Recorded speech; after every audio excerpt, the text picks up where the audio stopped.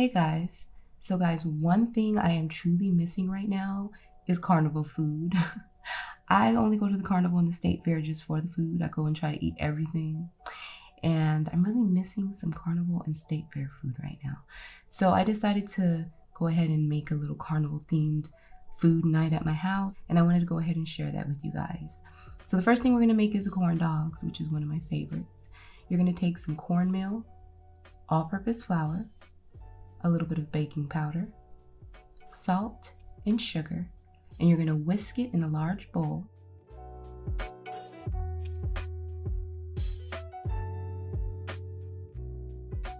Next, we're gonna go ahead and add in our wet ingredients, which is an egg and some whole milk. And then we're gonna whisk this batter together until it's fully combined.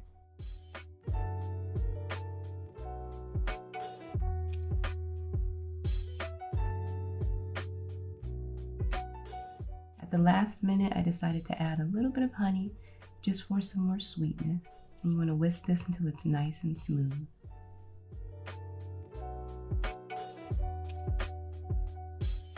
So next, we're going to take that batter and we're going to pour it in a glass or a cup. This just makes it a lot easier to dip the hot dog in. You don't want to fill it up all the way. You want to leave a little space because once you dip your hot dog in, the batter kind of rises up, so you don't want a big mess. So here I have my hot dogs and I dried them off with a paper towel beforehand. And you want to roll your hot dogs in some cornstarch. The cornstarch is going to help the batter stick to the hot dog.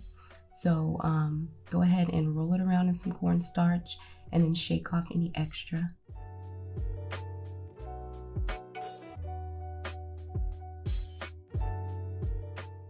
Now, as you can see, I did fry up a couple of hot dogs first. I've always wished frozen corn dogs came like that, you know, that the hot dog was seared before. So when you make your own corn dogs, you can do that. I like a little burnt on my hot dogs, so making my own corn dogs is perfect. So here I'm going to use some chopsticks, you guys. I always have chopsticks on hand. I love using chopsticks, but you can use some popsicle sticks, you can use some skewers, whatever you have. And you're going to go ahead and stick that right up the middle of the hot dog.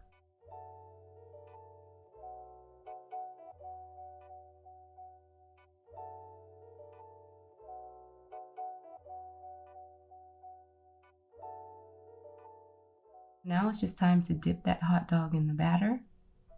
You're going to have to dip it a couple of times up and down, round and round. You want to make sure the hot dog is fully coated in that batter. Now, once you fry this, the batter is going to expand and get nice and fluffy. So you don't want to add too much batter unless you're like me and you like a lot of breading on your corn dog. I prefer more breading than hot dog. Just want to give it a little swirl at the end to get rid of any extra batter. And then plop it in your oil. And now you're just going to fry it up until it's golden brown and crispy.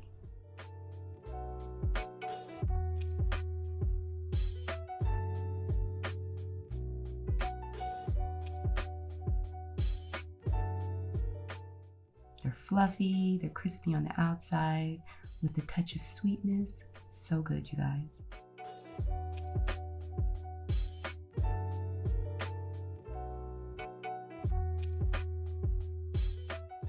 So guys, the next thing I'm gonna make is some curly fries. Anytime I go to the carnival or the state fair, I love getting that huge thing of curly fries. I get mine with cheese sauce. So I remember looking on Amazon for a curly fry cutter and they must have been expensive because I didn't get it. I'm cheap. But I thought maybe I'll use a spiralizer. So I had made a trip to the Goodwill for another reason, just to go shop. And I saw one for $3 and it was an unopened box, brand new. So I took that as a sign I should make this video because I did have it in mind. I just was procrastinating. So what you're gonna do is use your spiralizer and you're gonna spiralize your potatoes down to, you can use thick setting, you can use thin setting. I use the thin setting. And you're gonna rinse your potatoes off until they run clean, and then you're gonna add them to a big bowl with some nice cold water. I'm actually adding in a few pieces of ice to this because you want it to be super cold. It's gonna help your fries get nice and crispy when you fry them. So go ahead and add your potatoes to some ice cold water for about 30 minutes before cooking them. After that, you wanna let them kind of drain off all the water, and then you're just gonna fry them until they're golden brown and crispy. I was being a little bit too lazy to make the cheese sauce, but they were delicious with ketchup also, you guys.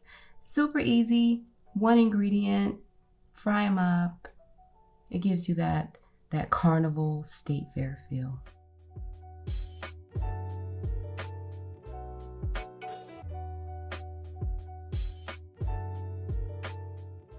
So this last recipe screams Carnival and state fair.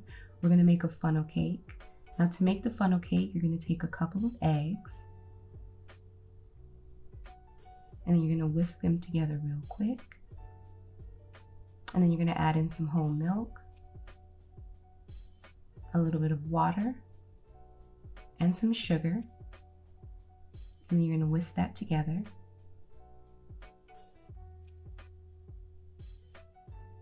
Next, we're gonna add in some all-purpose flour, some baking powder, and salt.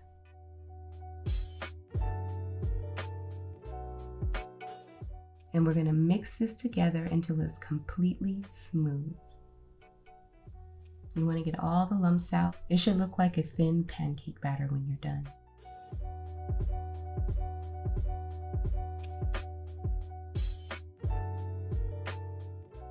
Now here I have a little squeezy bottle that I got from the dollar store. You can use a squeezy bottle, you can use a funnel, you can just use a measuring cup.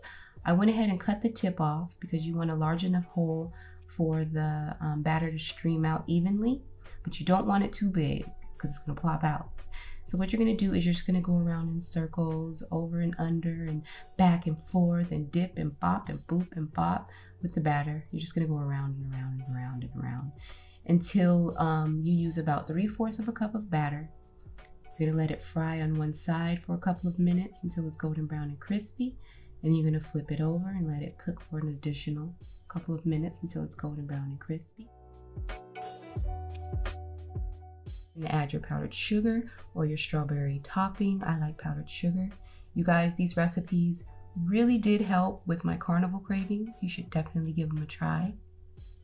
Yum.